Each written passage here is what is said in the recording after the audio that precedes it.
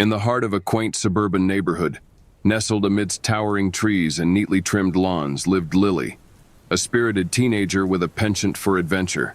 She was known for her infectious laughter and boundless curiosity, traits inherited from her father, David, a respected figure in the community. Lily's life took a chilling turn one balmy summer evening. It started innocuously enough, with whispers circulating through their tight-knit circle of friends about a series of mysterious disappearances.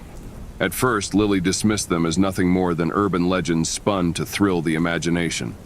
However, when her closest friend Emily vanished without a trace, Lily's world shattered. With each passing day, the weight of uncertainty pressed down upon her, suffocating her with fear and doubt.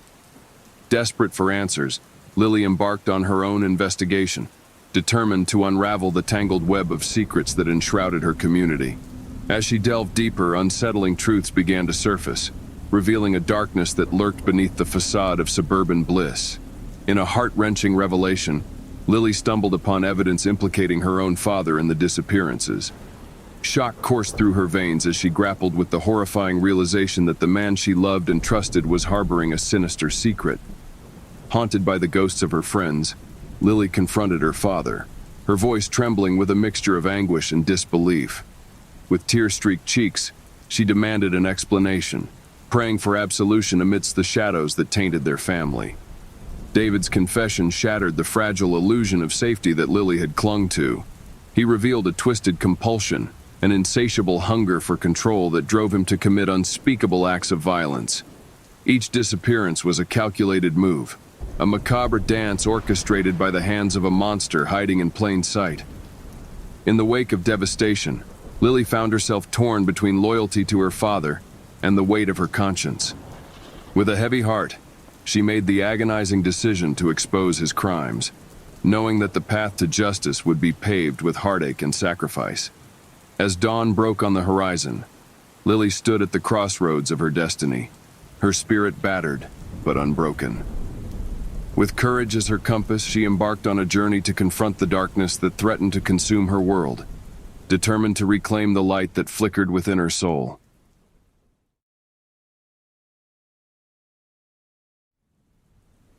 This day started off as normal as any other. I had stayed at a friend's house the night before, my best friend. We got up around noon, after going to sleep around 6 that morning. Pretty normal for us, really. It was a Saturday, and although it was raining sideways, we wanted to get out and do something. We flirted with the idea of going to the pool hall to shoot a few games. It was always insanely crowded on the weekends, though, and around a 30-minute walk from where we were, so we decided against it. Steal a 12-pack from his alcoholic dad's bedroom and hang under the railroad bridge? Meh, we were still recovering from the night, or morning before, so that probably wouldn't end great. We threw a few more ideas around, but none really hit. Finally, and I don't even remember who suggested it, but we came to an idea we both agreed upon. Thinking back now, I wish we would have just taken the 30-minute walk and played some pool. There was an old abandoned house about a block away. We'd gone in before a few times. We'd smoke, drink, smash stuff. Normal activities of teenage boys living in poverty. And there wasn't much to do in this town. The house in itself was sort of fascinating, though. It was 2010, mid-October. But the month isn't really relevant. There were newspapers from the 1960s in this house, dishes in the sink and in the cabinets, clothes in the closets and dressers. There was a piano and a sewing machine, children's toys strewn across the floor, even an old, worn-down Christmas tree standing in the corner of the living room. There was everything you'd expect to see in a family home. It was as though these people left without taking anything more than the clothing on their backs at the time. The house carried with it a feeling of sadness. Slight glimpses of joy, though. It's difficult to explain. But it's as if there had once been a happy family here. A house filled with laughter before something horrible happened. Something so bad that it was almost entirely sadness now, like all of the happiness had been erased. As we approached the window that we had broken on our first visit to this place, the already strong winds pick up. A gust rolling through us, pushing us both to the ground. We struggled to bring ourselves to our feet. We removed the piece of wood we had against the window and climb into the house, pulling the wood back into position. Sooner than I could catch my breath, I noticed that something is off. not physically. Everything looks the same as the last time we were here, but there was a strange feeling in the air. Something different. Something ominous. I looked around, inspecting every aspect of the house. But again, visually, everything was normal. William was already scrounging the house for something to break. With the storm outside in full swing, it was highly unlikely anyone would hear any noises that were made. Hell, I doubt anyone was even out in this. I started walking around the house, searching for something new, exciting, something I had missed before. I was always more of the curious one, William the more destructive. Don't get me wrong, I enjoyed smashing stuff from time to time, but it's not like that was a hobby.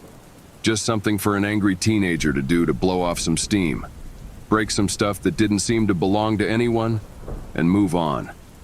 But Will, that's all he seemed to have any interest in when we came here. Get high or drunk or both and break everything he can get his hands on. There was an absolutely gorgeous piano that sat against a wall in what was once the living room. The first time we were here, he needed to go to the bathroom. The bathroom didn't have working plumbing, of course, but his house was a block away. Instead of taking a 2-minute walk or using the toilet if it were that urgent, he decided it would be funny to defecate on the keys of the piano. To me, this was devastating. But being 15 and this being my best friend, I went along with it. I laughed and told him he was crazy, following which he did a typical testosterone-filled chest bump, giving off the energy of someone who had just summited Mount Everest.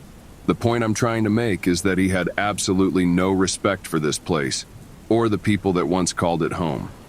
As I walk around sifting through drawers, looking at stacked papers on the table, something catches my eye. Something I hadn't seen before. An old rusted knife lays on the kitchen floor. We'd been here at least 10 times in the last 10 months or so, and I'm certain I hadn't seen this before. Odd. And even stranger, this wasn't a kitchen knife. It was more of a hunting knife. I don't know the exact length, but it was huge. I bent down to pick it up, but a strange feeling washed over me. I heard only the sounds of Will banging around in the far bedroom and the winds howling outside. But it's as if someone was screaming at me, telling me to stay away from it. I paused, staring at it. After a minute or so in thought, I decided I would leave it. I continued into the living room area where the piano sat. The second or third time we came here, I convinced Will to clean up the mess he had made the first time we were here. He was defensive and adamant, but finally I convinced him that hanging out in a place that smelled like shit wasn't exactly a good time. I walked by, wanting to run my fingers across the keys, but I stopped myself. Everything here looks as it had the previous time we were here. I open a side table next to the piano, hoping to find something new. It's all the same. Mostly music charts of basic songs, a letter opener as well, and a small candle. I close the drawer and turn to the doorway to the next room. I begin to walk to the doorway when a loud crash startles me. I quickly turn toward the kitchen, where the sound seemed to have originated from. I hear the sounds of Will in the other room, still doing what he does. It seems he hasn't heard the noise or probably assumed it was me who created it. I slowly make my way back to the kitchen, my steps quiet and cautious. As I round the corner and look toward the sink, I see that several of the canned foods in the cabinet had fallen onto the floor. I continue my steps toward them, each step feeling heavier than the last. As I approach, I see that the cans had fallen in a nearly perfect circle around that knife. The urge to pick it up is so much stronger at this point. It's almost as if I can't resist. I can try, but it will be pointless. I slowly bend down, my arm extended, hand open. I finally grasp it in my hand, and as soon as I do, a shock flows through my body. I'm pushed to the floor, head smashing against the tile. I awaken to blurred vision. I bring myself to a sitting position, trying to process what had happened. But before I can get even a thought, I notice that I'm no longer in the place I was, or the time. It's the same house clearly, but it's different. It's clean. I smell what I assume is a roast beef cooking in the oven. I hear notes dancing from a record player. I don't know the song, but I can tell that it's old. The innocent sounds of a child's laughter in a distant room. It seems like such a happy place, yet there's an overwhelming feeling of eeriness. I reach for the table above me to use as leverage to help pull myself up. My knees feel weak, my legs like jello, but I'm able to bring myself to my feet. I have to figure out what's going on. I begin to walk through the kitchen, toward the small hallway that leads to the back of the house, toward the room where 5 minutes ago Will was raging about. It should take 4 or 5 steps to get to the room, but as I walk, it feels as though I'm walking down a long stretch of a lonely desert road. I feel depressed, defeated. The overwhelming feeling this house is now giving off is nearly unbearable. But I have to fight through it. There has to be a reason why I'm here, why I'm experiencing what I am. I finally reach the room. I can't explain it, but from the moment I stood up in this kitchen, it's as though I was drawn to it. I look into the room, studying everything. There's a small wooden desk against the wall, facing the window.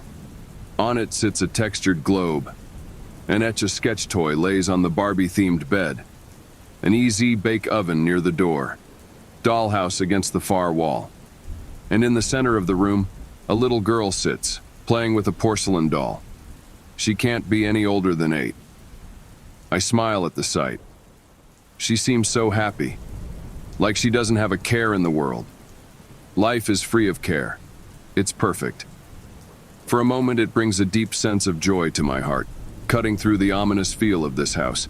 But more quickly than the thought dances into my mind, it's torn away. A deep voice yells out from behind me. It's telling the girl to come to the kitchen, and to do it now. This voice, who I can only assume is her father, sounds furious. The girl quickly stands up and starts out of the room. She can't see me. It's like I'm not here, but I am. It's like a dream, only different. I don't quite know how to explain it, but it's a dream that's even more vivid than walking through life in reality. Everything is enhanced. As she approaches me, I can only notice a dramatic change in her. All of the joy, the happiness, it's gone, ripped away and replaced by fear. She passes through me, as if I were a ghost. I turn to see her walking down the hall, her eyes glued to the ground, never looking up. I turn back to the room, staring at the spot where only moments ago she sat, playing with her doll, enjoying every second of it. It's sort of scary, how quickly things can change. Suddenly, I'm pulled from this daze. I hear a scream. It's the girl. I turn to the hallway and begin to sprint, my eyes on the doorway leading to the kitchen. But the faster I run, the further away it gets. I run and run, putting every ounce of energy I have into getting to my destination. Almost like I'm running against 100 earth winds. I go, and right when my body is about to give out, I reach the doorway. What I see has haunted me every second of every day since this happened, and it will until I breathe my last breath. On the floor in front of the kitchen sink, a woman lays lifeless, a metal wire laying next to her head. I can see the marks on her neck, claw marks on the wooden counter leading down to where she's laying. She's not breathing. She's gone. I slowly scan the room, going from right to left. A feeling within me is screaming at me to stop, to close my eyes, to go back to my reality. But I can't. I have to know. My eyes meet the kitchen table, dishes set, ready for a family to have a delicious meal, to talk about school and work and friends. But when I get to the other side of the table, all I find is anguish. Laying on the floor in a puddle of blood is the little girl. There is no laughter, no smiles, only nothingness. A large hunting knife lodged into her chest. A deep depression washes over me as my eyes slowly drift upward.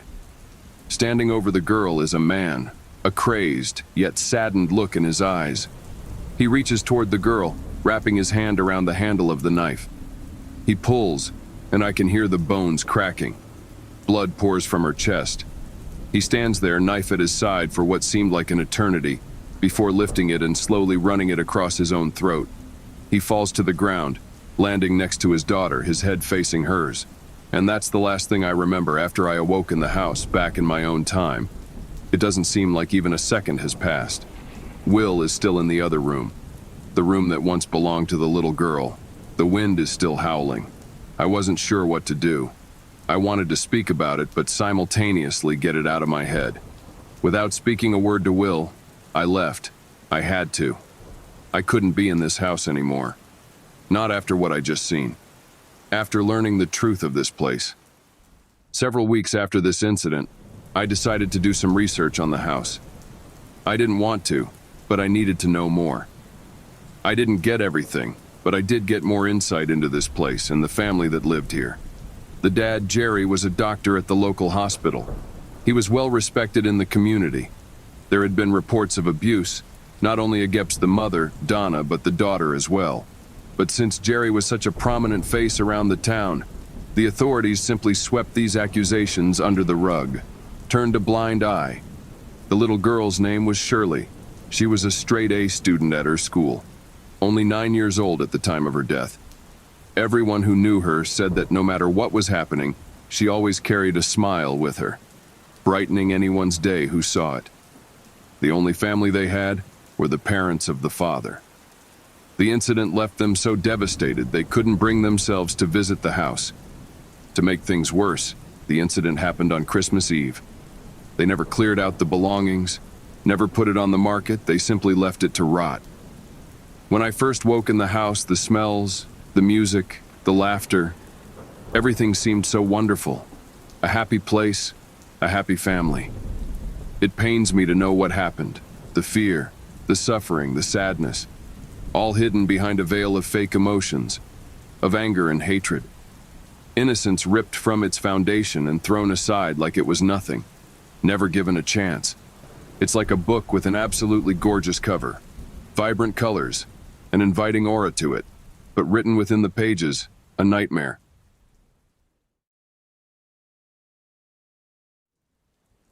The bright colors of nature greeted us on both sides as my boyfriend and I drove to his family's manor that sat away from the roaring city.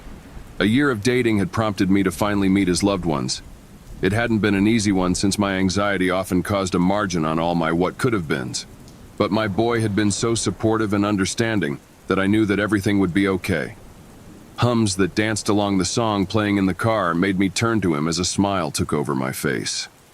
Meeting him made me believe that if bad things could find you, so could the good. And looking at his sandy hair and soft features as the dying light kissed his cheek, I found myself so thankful.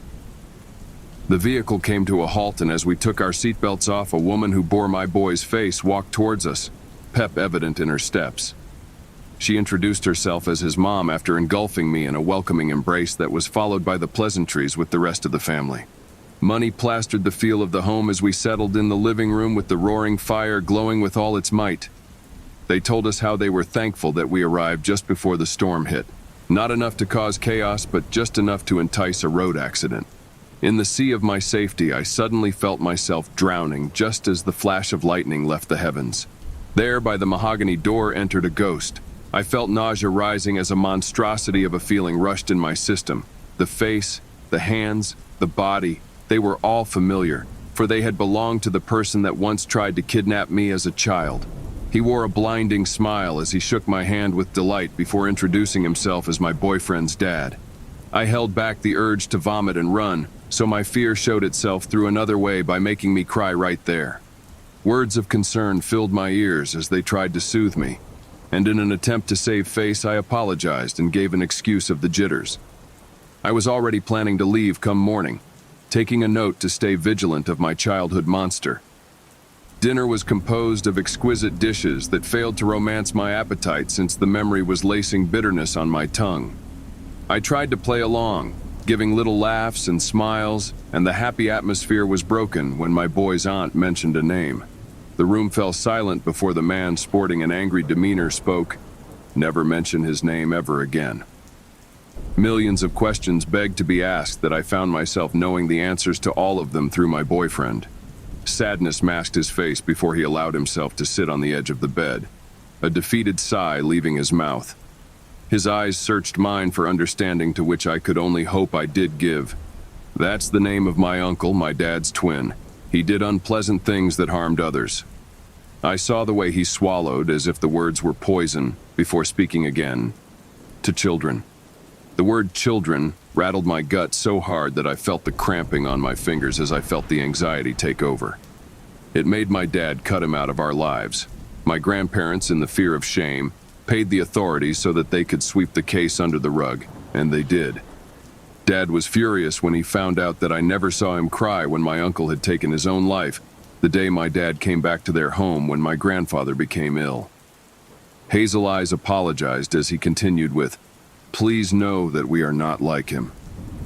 My silence must have given off the vibe of distrust and shock because the next thing he uttered was, "But I understand if this is all too much. I'm sorry." I felt suffocated. As much as it hurt ending it, my self-preservation won in the end. After promising to drive me home come morning, a last good night was spoken between us. I did not sleep though, and the moon bore witness to that. At the break of the first rays, I bid goodbye to the ones who were awake and gave my disheartened regret that I could not stay longer, when in reality I wanted nothing more than to leave. Despite my ex's story, I still felt alarmed when his father approached me just as I was opening the car door. All the musings of apologies for the ruined dinner almost made me feel for him that I was close to scolding myself for my decision.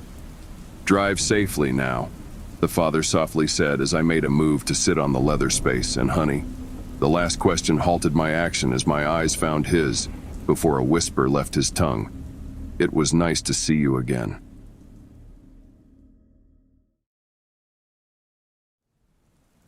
Every year, my family would get a family photo taken. We would always go to the same place, the local park. We then all stand in front of the large oak tree and pose for that year's family photo. Every year, we would always ask our close family friend Terry to take the photo. It was our one tradition that we would follow every year as a family. We followed this tradition for over 15 years. My family isn't really what you would call a close family. We all get along well enough, but we have always been too different from one another to ever have a really close bond. Despite this, though, the day we would take our family photo would be the one day of the year that I could feel a real sense of unity, and we really felt like a close family.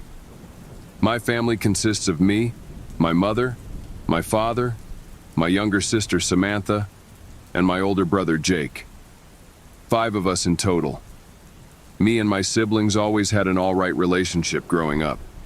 We fought often, but we always found a way to forgive each other before starting our next argument. Over the years, however, we began to drift apart. I think as we got older and got more responsibilities in life, we all found it too difficult to maintain our relationship with one another. Jake had a few kids and moved to a different state, and Samantha became a fairly successful lawyer, and so was always very busy. Both of my parents have since passed away as well, so in terms of family, I don't really have any now. When my parents passed away, they left everything to us 3 kids, and then we divided it up between each of us. Somehow, I ended up with all of the family photos that were taken throughout the years. Maybe I was missing my family, or maybe I was feeling nostalgic, but whatever it was, I decided that I wanted to look through the old family photos and reminisce on years gone by. I went up to the old desk that is sitting inside of the small study room and opened the top drawer. Inside there was a large pile of old papers that I hadn't been through for many years. I searched through the old bills and the old letters, looking for the photos that I knew I had placed in this drawer. I had to search through all of the paper, and at the bottom of the drawer sat the small stack of photographs of me and family standing in front of the old oak tree. I gathered them up and closed the drawer before heading out of the study and sitting in the armchair that is in my lounge room. I looked down at the photograph that was on top of the pile.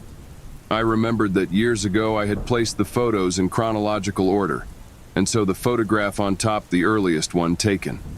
I was about 3 in the photograph. My parents were both standing behind me, and my brother Jake was next to me. Samantha was not yet born yet, so she didn't make an appearance in this edition of the family photo. I flicked through the photos, watching me and my brother grow older in each one, and then seeing my sister making an appearance in the 4th photo. I then saw both me and my siblings grow into older kids, then teenagers, and just as I was beginning to look like a man, the photos ended. I knew why the photos ended there. It wasn't because we were getting too old for it. I knew it was because my parents would no longer be able to be in them, and I don't think us kids felt right about taking the photos, if our parents would be absent from them. I was looking at the last photo. I was looking at both of my parents in the images, looking back at their smiling faces, smiling because they didn't yet know what would happen to the 2 of them. Then something caught my eye. Behind the back of both my parents, between the branches of the old oak tree, a man was standing in the background facing the camera and smiling. He was a very strange-looking man. He had long gray hair that hung around the side of his head, but he was balding on top. He was missing a number of teeth, and so his mouth was mostly a gaping black hole. His eyes, however, were probably the strangest thing. They almost appeared red, but that must have been because of the flash of the camera. I laughed a little bit to myself, thinking that we had been photobombed.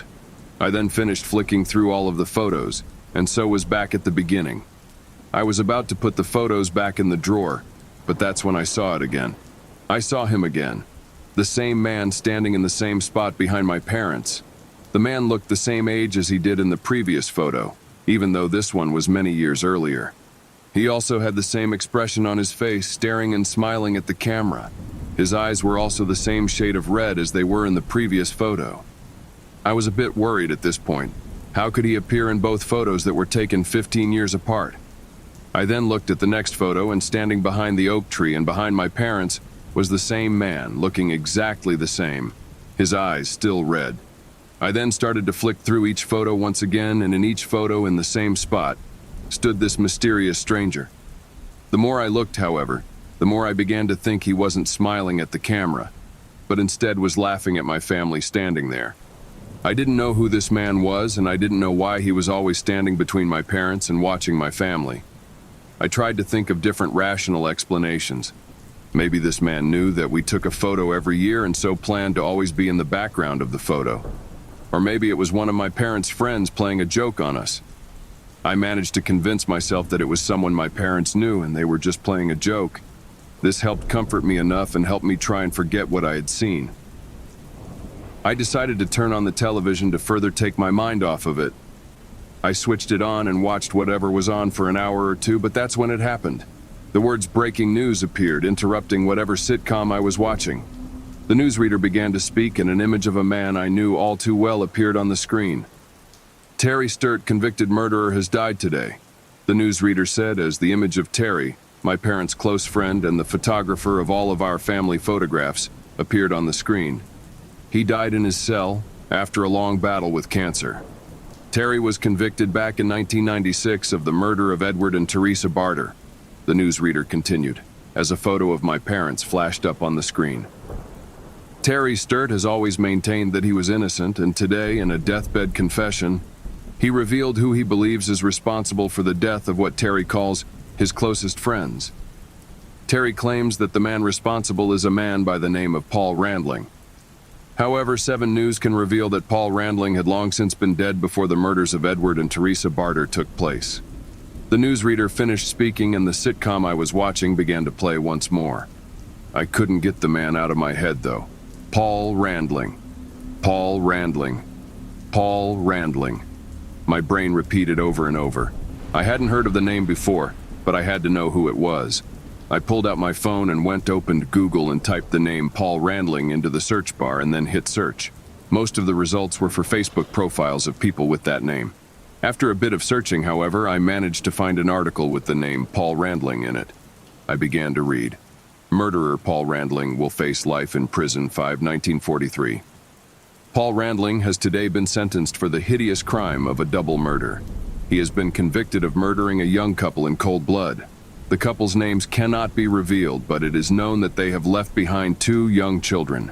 Randling, 58, will be facing life in prison for his crimes and will likely never see the outside of a jail cell ever again. Underneath the article was a small drawing of Randling, and it was unmistakable. This was the man in the photograph that was standing behind my parents. I didn't know what this meant. How could this man that was jailed in the 1940s be in the background of all of my family photographs? I decided to look at the photos once again, just to make sure it was the same person. I picked up the small stack of photos and looked at the one on top, but the man was no longer standing behind my parents. He had moved. I looked through all of the photos, and it was the same in all of them. He had moved from behind my parents. He was now standing right behind me.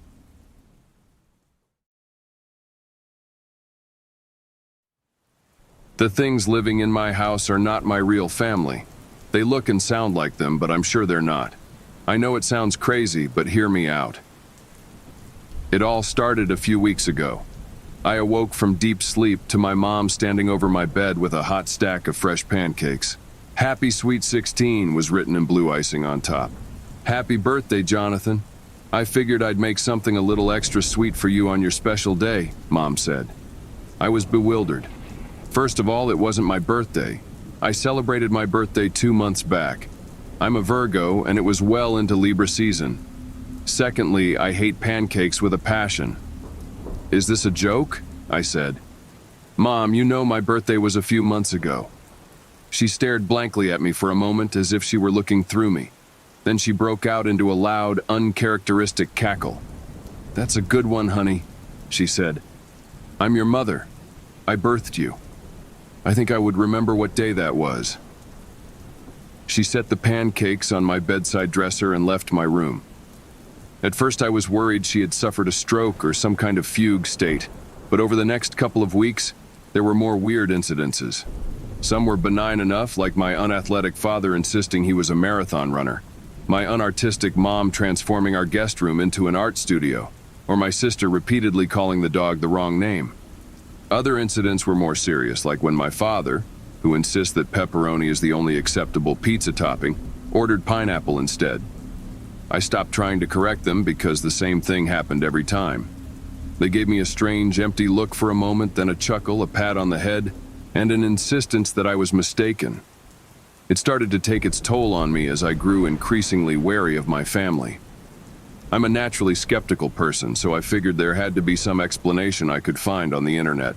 Then, in an obscure medical journal, I stumbled on the entry for Capgras syndrome, a condition where the subject believes those around them have been body snatched and replaced. Bingo. Ironically, this set me at ease. Sure, I might be nuts, but at least there was some natural explanation. That was until things got even weirder. A rash appeared on my foot that I couldn't sate with ointment, and I discovered little pinpricks inside my armpits. Sometimes I would awake with my body red and hot all over, almost like an excruciating sunburn that I could feel deep in my bones. After these incidences, I would awake confused and less familiar with my surroundings. My bookcase was in the wrong place, my clothes had been replaced, and my family's behavior was nearly unrecognizable. These tiny mutilations continued until I awoke one morning from another dreamless sleep to find a cut behind my ear. It wasn't some tiny scratch, but an incision that had been sutured. I could feel a small piece of metal or something just underneath my skin. I had finally had enough. I couldn't explain any of this away by blaming my head. I was certain imposters had taken over my home, and I wouldn't let them get away with it. I set up a series of cameras around my house to capture the activity going on that next night. I nervously succumbed to light sleep but was awoken by a loud thud on the roof hours later. I scrambled to my computer to check the surveillance equipment. I toggled through the cameras in each room of our large house until I came upon my sister. She stood stock still in the kitchen, eyes glazed over like she was in a trance. I could barely make out a shadowy figure in the corner of the screen before it hurried into the other room. Next, I switched to the hallway monitors. My father was talking to something off camera. My blood ran cold as a pale, spindly creature stepped into view. It had its back to the camera, but I could make out 2 tentacles for arms and 2 legs which seemed impossibly slender. They were pallid and smooth head to toe with few identifiable features, almost like Gumby, but with a large bulbous head.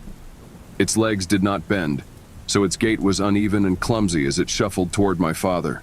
Its tentacle glowed as he raised it to my father's forehead. Moments later, my father went into a glassy-eyed trance, just like my sister. I toggled to the main bedroom to find another one of the creatures doing the same to my mother lying in bed. I panicked and leaped up from my computer, hell-bent on jumping out my window and making a break for it.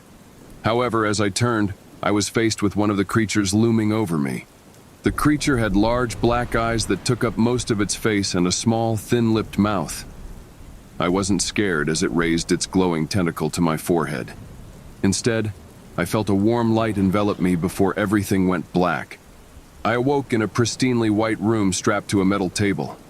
Sharp instruments were on the tables to my left and right. My head was viciously pounding as I tugged desperately against the straps securing my arms and legs. The air smelled vaguely of ammonia and sweat, but not exactly. I couldn't place it, but the place seemed familiar. A door directly in front of me opened, and 3 of the creatures shambled in silently. "What do you want with me?" I screamed. "Please just kill me. I don't want to suffer. I know you're intelligent beings. Can't you see I'm just like you?" The beings looked at one another quizzically. Then finally the one in the center approached the table, reached out with its tentacle and stroked my head with it. "Of course we do, honey," the creature said in my mother's voice. "Huh, how did you do that?" I stammered. "You sound just like her." "Oh dear," she chuckled. "You really did get fried, didn't you?" The other 2 approached the table on either side. "You see," one said in my sister's voice, "we don't sound like your family." "We are your family," the other said in my father's voice. Suddenly they shapeshifted into perfect replications of my family. I stared, mouth agape in shock. "I told you we erased his mind too much," my newly transformed sister said. "You'd better hope the backup memories work." "I'm confident they will," Dad said. "You've been through a lot, but it's almost over. So now relax while we reboot your real memories." They stuck a needle in my arm, and all of my memories came flooding back to me. My true form is not that of a human, but a noble race of creatures cast away from their homeland in exile. They sent me to assess the viability of Earth as a new home for our pilgrims. My job was to dispose of and take the place of the household's most trusted family member. In this case, it was poor Jonathan.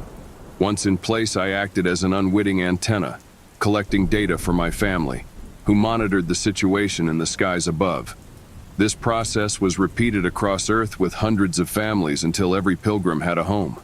Shapeshifting is easy, but I am no actor. So to sell the ruse, we harvested Jonathan's memories and imported them into my consciousness. Naturally, this required the wiping of my real memory first. Admittedly, it's a shoddy process that degrades over time and requires frequent re-examinations and surgeries to maintain, hence the restless nights. Everything seemed unfamiliar to me because it was. I was the imposter, a stranger living out of place in a human family acting perfectly normally. Mother, father, sister, I whispered with tears in my eyes. I missed you so much. As we did you, Father said, smiling in his human form. Through your work, we are ready to inhabit the Earth together as a family. We descended once again to the planet that we would now call home. It felt good to lie in my comfy bed and close my eyes, knowing I'd wake up to my real family again in the morning.